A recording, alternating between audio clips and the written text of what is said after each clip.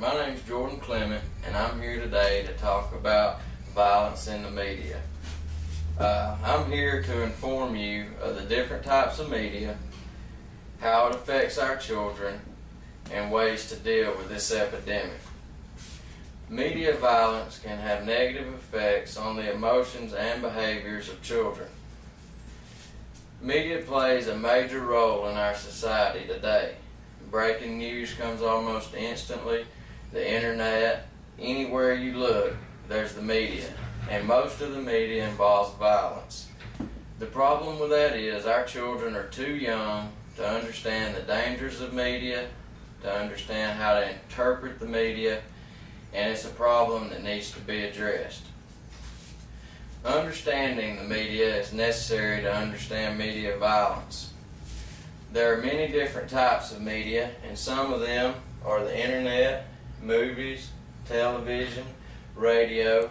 The list just goes on and on. Almost everybody has a computer in their household, and even children know how to access one. The media is driven by money, so whatever they're going to do to bring the big crowds is what they're going to do. Violence, though, is what most people are attracted to see.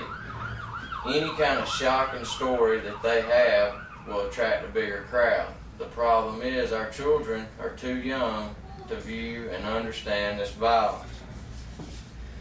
Now that we've talked about some of the different types of media, let's look at the role media plays in our children's lives.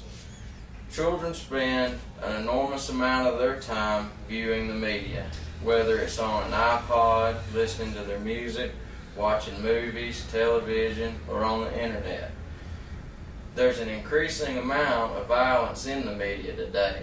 Years ago, when I was younger, there wasn't that much violence in the media, but over the years they've increased this amount of violence to draw bigger crowds.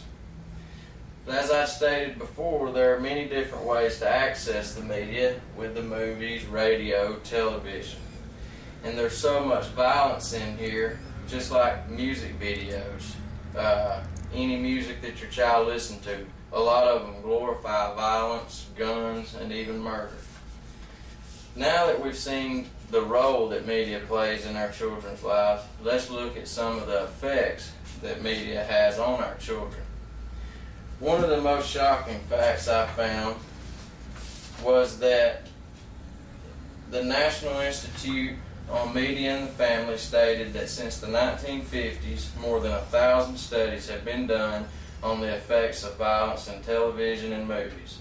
The television and movie violence are more likely to exhibit aggressive behaviors, attitude, and values. Also, children are likely to have a lack of respect. Desensitization to violence is another negative effect. We've also got less likely to get along with others, and there are many problems that can be caused by viewing violence. Have you ever seen a child when he's watching the Power Rangers on TV? He's kicking and punching everything inside. Now I know this seems harmless at the time, but it just shows how much influence that media has on our children. The problem with this is when our child look up to their heroes on TV, they solve most of their conflicts with violence, and there's never any consequences. Now that we've talked about different types of media, role of the media in our children's lives, and the effects of media violence, let's look at some of the solutions. What we can do to protect our children. There's no easy fix. Help is needed from the schools, parents, and the community.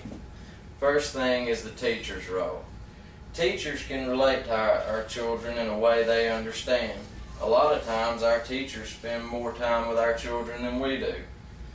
So maybe they could get to them on a way that they understand. Another way is our parents' role. This is one of the most important ways of helping our children. Censor what your children are watching. There's programs you can buy to block violent content from TVs, internet, almost anything. Check their iPods, see what they're listening to, and if it's inappropriate, don't let them listen to it anymore. And last but not least is the community. Get involved. It takes everybody working together to help our children. And like I said, there's no easy fix to this problem. And in conclusion, I want to say that it's impossible to keep all the negative media away from our children. But our children of today are the future of our country, and their safety should be our #1 priority. So I appreciate your time, and I hope that I've helped inform you on the dangers of media violence. Thank you.